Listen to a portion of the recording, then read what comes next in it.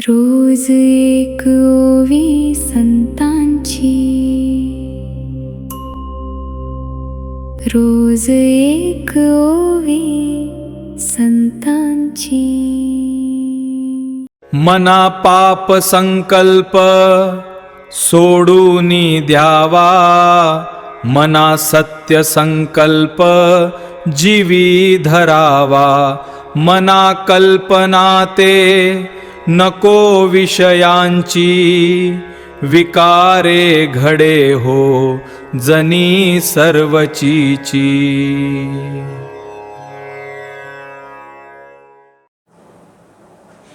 नमस्कार. रोज एक ओवी संतांची या माझ्या मालिकेमध्ये सगळ्यांचं पुन्हा एकदा स्वागत. श्रोतो, या मालिकेच्या माध्यमातून संतांनी लिहिलेल्या ओव्या अभंगांचा विचार करून मी आपल्याशी संवाद साधतो आहे. संवादाचा हेतू एकच आहे की तुमचं माझं जगणं आनंदाचं व्हावं, समाधानाचं व्हावं, प्रसन्नतेचं व्हावं. आणि त्यामुळे काय करावं आणि काय करू नये याविषयी मुद्दे संतांच्या साहित्यात जे येतात ते मी आपल्यासमोर मांडण्याचा प्रयत्न करतो. अलीकडच्या कॉर्पोरेट जगतामध्ये त्याला डूज अँड डोंट्स असं म्हणतात. काय करायचं आणि काय करू नये, म्हणजे करो ना और करो अशा दोन्ही गोष्टी आपल्याला एकत्र आणता येऊ शकतात का. तर या अनुषंगानं संतांच्या साहित्याचा अभ्यास करताना संत तत्त्वज्ञ जगद्गुरू तुकाराम महाराज आणि समर्थ रामदास यांच्या साहित्यामध्ये आपल्याला अनेक वेळा दैनंदिन जीवनात कसं जगावं ह्या पद्धतीच्या काही सूचना दिलेल्या आढळतात. आज आपण समर्थ रामदासांचा श्लोक संवादासाठी घेतलेला आहे. आपण तो आता ऐकला. काय आहे तो? मना पाप संकल्प सोडून द्यावा, मना सत्य संकल्प जीवी धरावा. मना कल्पना ते नको विषयांची, विकारे घडे हो जनी सर्वचीची. असा मनाच्या श्लोकातला हा श्लोक आहे. आणि काय कल्पना आहे, सुरुवात कशी आहे? मना पाप संकल्प सोडून द्यावा. प्रत्येक संस्कृतीमध्ये प्रार्थना करण्याची पद्धत निरनिराळी असते आणि मागणंही वेगवेगळं असतं. आणि त्यामुळे इस्लाम धर्मामध्ये जेव्हा प्रार्थना आहेत त्यामध्ये मी जे करू इच्छितो त्यात मला यश दे अशी प्रार्थना असते. त्याच्यानंतर ख्रिश्चनांमध्ये प्रार्थनेमध्ये असं घडतं की मी जे चुकीचं काम केलं आहे ते मी कबूल करतो, मला क्षमा कर. आणि भारतीय हिंदू सनातन संस्कृतीमधली प्रार्थना आहे, मला सद्बुद्धी दे, माझ्याकडनं वाईट काम करूनच घेऊ नकोस. त्या अनुषंगानं मना पाप संकल्प सोडून द्यावा. आता प्रश्न असा आहे की पाप आणि पुण्य या संकल्पना प्रत्यक्षात कशा आणायच्या. आजचं तर जग असं झालेलं आहे की पुण्याय परोपकाराय पापाय परपीडनम अशी मूळ संकल्पना आहे. आता अलीकडच्या काळात उलटं चाललं आहे. आणि म्हणून पुण्य ते परपीडा अशी स्थिती आज आहे. आसुरी आनंद घेतला जातो दुसऱ्याला कसा त्रास देता येईल यासाठी.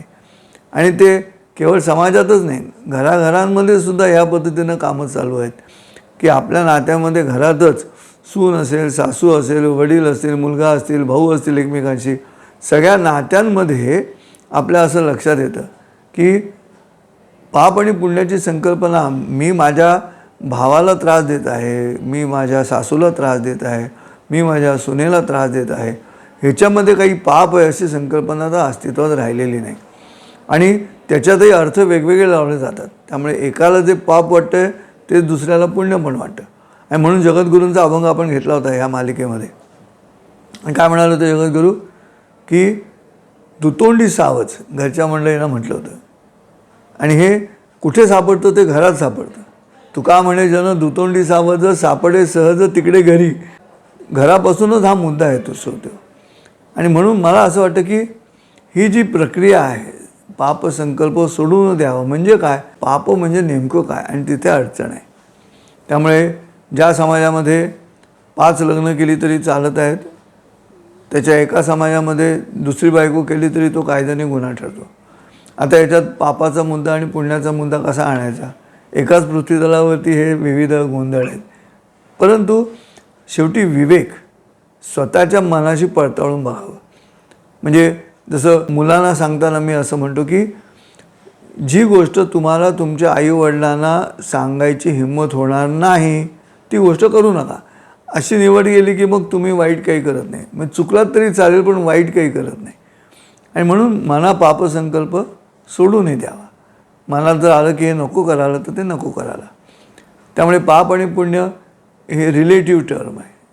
ते कधी पुण्य पाप म्हणून बघितलं जातं तर कधी पाप पुण्य म्हणून बघितलं जातं. त्याच्यावरती सुद्धा अध्यात्माचा आणखीन एक वेगळा मुद्दा येतो. आणि म्हणून जेव्हा पांडव स्वर्गात पोचले, धर्म जेव्हा स्वर्गात पोचले श्वानाबरोबर, तर धर्म स्वर्गात पोचल्यानंतर युधिष्ठिर स्वर्गात पोचल्यानंतर तिथे दुर्योधन दिसला. म्हणून त्यांनी श्रीकृष्णाला विचारलं की हा इकडे कसा काय. तेव्हा श्रीकृष्ण म्हणाले की अरे, मानवी जीवनाच्या अध्यात्मामध्ये जो जो त्याच्या मूळ प्रकृतीप्रमाणे वागतो त्याला स्वर्गप्राप्ती आहे. तुम्ही इथे याला उशीर झाला याचं कारण तुम्ही तुमच्या मूळ प्रकृतीनुसार वागला नाहीत. श्रीकृष्ण सांगत होता म्हणून अर्जुन लढला, अन्यथा अर्जुन मूळ प्रकृतीमुळे वागायचं नाही असं म्हणत होता. आणि त्यामुळे अमृताची फळं असतील तर ती गोड असतील आणि इकडे पापाची जी फळं असतील ती कडू असतील. पण एखादं कडू फळ आहे तर त्या कडू फळानं शेवटपर्यंत कडूच राहणं हे त्याच्या मूळ प्रकृतीशी प्रामाणिक असल्याचं लक्षण आहे. त्यामुळे तो दुर्जन आहे, तो दुर्जन म्हणूनच जगला शेवटपर्यंत. एवढ्या भूमिकेवरती सुद्धा ती जी ईश्वरी शक्ती आहे ती पाहत राहते. म्हणून रावण शंकर भक्त आहे असं कळल्यानंतर रावणाला सुद्धा सिद्धी प्राप्त होते. आपल्या संस्कृतीमध्ये हा विचार सातत्यानं पाहिला गेला. म्हणून तपश्चर्या मग ती देवाची आहे की राक्षसाची आहे हे बघितलं गेलं नाही, तर तपश्चर्या बघितली गेली, म्हणजे कर्म बघितलं गेलं आणि तिथे मुद्दा येतो. आणि म्हणून मना पापसंकल्प सोडून द्यावा, मना सत्यसंकल्प जीवी धरावा. सत्यसंकल्प हा कर्माशी निगडीत आहे, तो इमोशनल नाही आहे, तो प्रॅक्टिकल आहे, तो रॅशनल आहे. आणि म्हणून सत्यसंकल्प जीवी धरावा अशी कल्पना आहे. आणि म्हणून आम्हाला कुठच्याही प्रकारची अडचण येत नाही. जेव्हा आमच्या सत्यनारायणाच्या पूजेमध्ये बिस्मिल्ला खानची सनई जेव्हा असते तेव्हा परधर्म स्वधर्म अशी कल्पना न येता आम्हाला बिस्मिल्ला खानची सनई म्हणून आमच्या शुचिरभूत पूजेमध्ये ती चालत नाही असं होत नाही. याचं कारण तो खान वाजवतोय का बघितलं जात नाही, काय वाजवतोय त्या सनईलाच फक्त ऐकलं जातं. इथे सत्यसंकल्प जीवी धरावा अशी कल्पना आहे, ती कर्माशी निगडीत आहे. आणि म्हणून मना पापसंकल्प सोडून द्यावा, मना सत्यसंकल्प जीवी धरावा. नको रे मना काय आहे तर तुमच्या मनामध्ये चुकीच्या विषयांचा पायंडा पडू नये. वासना कुठच्याही गोष्टीची, आसक्ती कुठच्याही गोष्टीची असता कामा नये. समर्थ रामदासजी गोष्ट सांगतात, खिरीची वासना झाली म्हणून त्यांनी वमन झालं तरीसुद्धा पुन्हा खीर पेऊन त्या वासनेवरती विजय मिळवायचा प्रयत्न केला. अशी कथा जेव्हा आपण ऐकतो तेव्हा काय म्हणतात ते, मना कल्पना ते नको विषयांची, म्हणजे आसक्तीची कल्पना नको. ही एखाद्या गोष्टीची आसक्ती वाटण्यामध्ये सुद्धा पापसंकल्प येतो आणि तिथे विसंवादाला सुरुवात आहे. मग विकारे घडे हो जनी सर्व छी छी, तर छी छी आणि छी छी आपण छी थू केली असा तो शब्द वापरतो. ते विकारे घडे हो जनी, लोकांमध्ये काय घडतं विकारामुळे छी थू केली जाते, म्हणजे तुम्ही बदनाम होता, लोक तुम्हाला आदरानं पाहत नाहीत, तुम्हाला आवश्यक ती प्रतिष्ठा दिली जात नाही.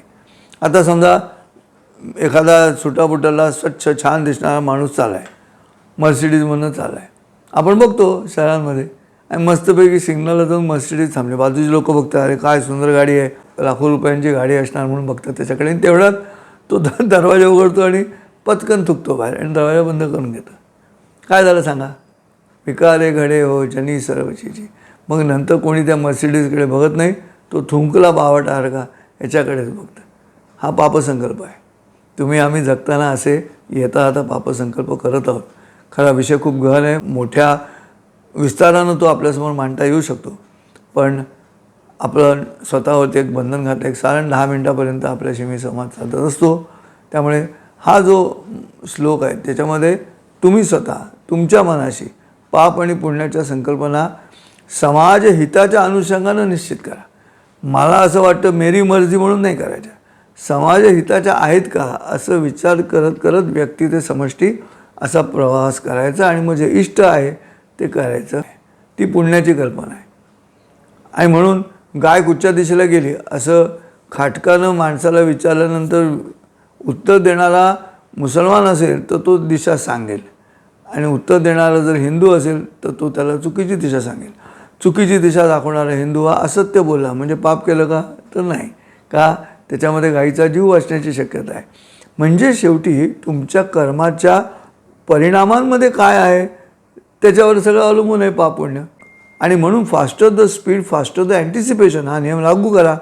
कुठचंही कर्म करण्यापूर्वी कर्माच्या परिणामांचा विचार करा आणि मग कर्म करायचं की नाही ते ठरवा. आपोआप पुण्य संकल्प जन्माला येईल. असो, आज या ठिकाणी थांबतो. पुन्हा भेटू उद्या सकाळी. दररोज सकाळी 5 वाजता हा एपिसोड मी अपलोड करतो.